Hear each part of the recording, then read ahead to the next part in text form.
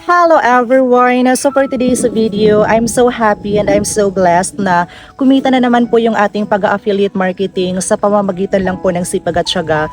Kaya naka-earn po ako ng ganito within this week.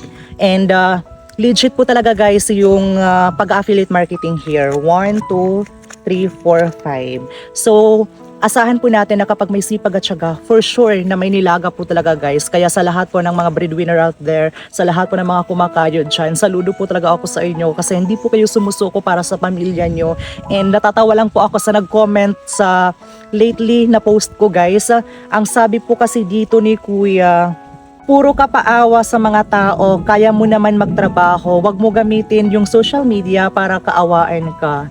Grabe po talaga yung mindset ni Kuya. I know na may pinagdadaanan ka ngayon. I know na marami po yung pagsubok na dumadating sa ating mga buhay, pero hindi ibig sabihin nun na kailangan mong mang-down ng ibang tao, kailangan mong magkapagsalita ng masama sa iyong kapwa. Instead na gumawa tayo ng hindi maganda, ilaan mo yung oras mo guys doon sa mga bagay na makakatulong din po sa inyo. Hindi naman na ibig sabihin nun na napakasama mo, pero na-appreciate ko po yung effort mo kahit papaano kasi na-motivate mo ako na pag-igihan yung trabaho ko. I do believe na may mga tao pa rin na nag-share ng kanilang mga blessings sa akin, pero bukal po yung sa kanilang puso at na-appreciate ko po yung pagmamahal na inaalay po nila sa akin. Kaya Kuya, I always pray na sana blessed ka pa masyado ni Lord para hindi ka gumawa ng hindi maganda sa iyong kapwa. Ayan, so much for that. Thank you Kuya ha sa iyong time na ginugol po sa akin.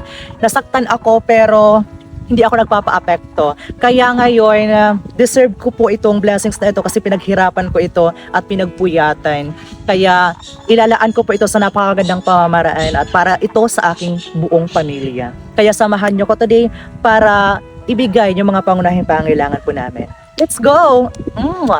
Ayan everyone, so at this time, narito na po kami ngayon sa bayan ng Tunga, Leyte, Philippines. And of course, kasama ko po si Kuya para bumili po ng ulam namin, which is yung pinaka-fresh guys na bangus. At syempre, yung pinaka-importante po dito sa amin sa probinsya is yung bigas kasi napakaraming pwedeng maiulam dito sa probinsya guys. Maglibot-libot ka lang, pwede ka nang makakuha ng mga fresh na mga gulay. Kaya this is the fruit of our labor and I'm so happy talaga na ipoprovide ko na po yung mga pangailangan ng pamilya ko. Kaya thank you so much po sa inyong lahat and thank you so much Lord for all the blessings. I love you all. Ayan, so before I end this video, panatag na po yung loob ko na hindi na po gugutumin yung pamilya ko. Thank you so much po talaga sa inyong lahat.